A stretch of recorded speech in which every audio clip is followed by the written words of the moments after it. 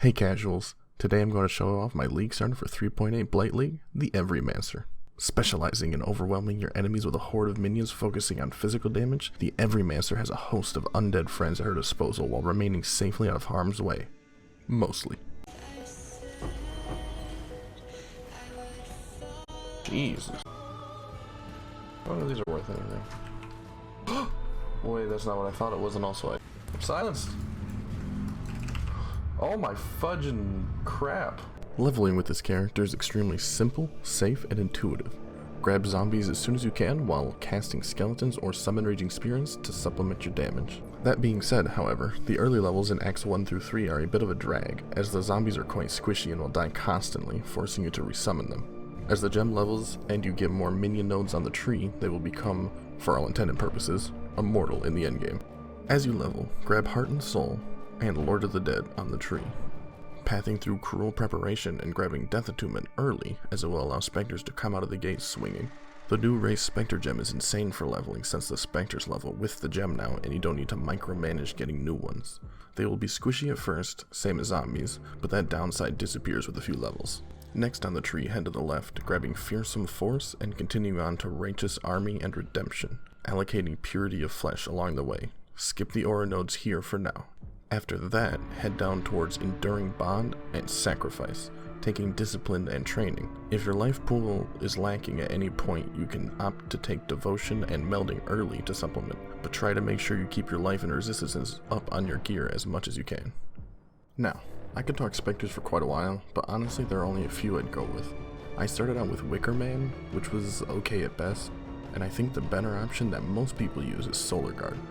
Personally, I'm not a huge fan of Solar Guard, so I chose Katava's Heralds, found in the Act 5 canals. Linked them with greater multiple projectiles, feeding frenzy, minion damage, minion physical damage, or melee physical damage as most know it by, and added fire damage or minion speed as your 6th link. For zombies, I gave them Deathmark, minion speed, and minion damage. And for the Carrion Golem, I used added fire, minion damage, and minion speed. The minion speed gem is mostly for clear and could be swapped out for any other damage gem on both the golem and the zombies if you plan on bossing. Also, make sure to use Convocation as it helps keep your minions, close to you when you need it, and then also use Flesh Offering. Flesh Offering offers a major damage and clear speed boost, and since you'll be mostly running around watching your friends do all the work, what else are you gonna do? Lastly, for gems, I use Hatred and Haste, both supported by Generosity.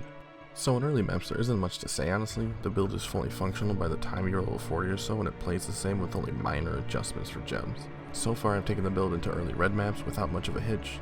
Only problem can be my life pool at times, which is easily fixed by just grabbing more life nodes on the tree. For ascendancy nodes, I recommend going Mindless Aggression for normal lab, getting Unnatural Strength second, then Bone Barrier and Commander of Darkness after that. The gem levels from Unnatural Strength give a huge boost in the last couple acts and early maps, since our minions scale so well in gem levels. Lastly, for gear there are no unique items required to start this build. All in all, the build is very budget for what it does. Cap your elemental resistances and get life on every piece. Besides that, I opt for a little energy shield to increase my total life pool. For weapons, the new Convoking Wand is very common and cheap to buy a base for. You can buy Essence of Fear to throw onto it, or use Bound Fossils if you aren't as lazy as I am. Just don't forget to pull your Resonators out of the currency stash first. They get claustrophobic in there. Well, that's about it guys. Thanks for watching and sticking through to the end. I'm sure I forgot something, so please leave a comment asking any questions you may have, or leave some feedback on how I can improve my guides and channel overall. Subscribe for more build guides in the near future. Like the video if you enjoyed it, or don't if you didn't. But please, whatever you do, stay casual.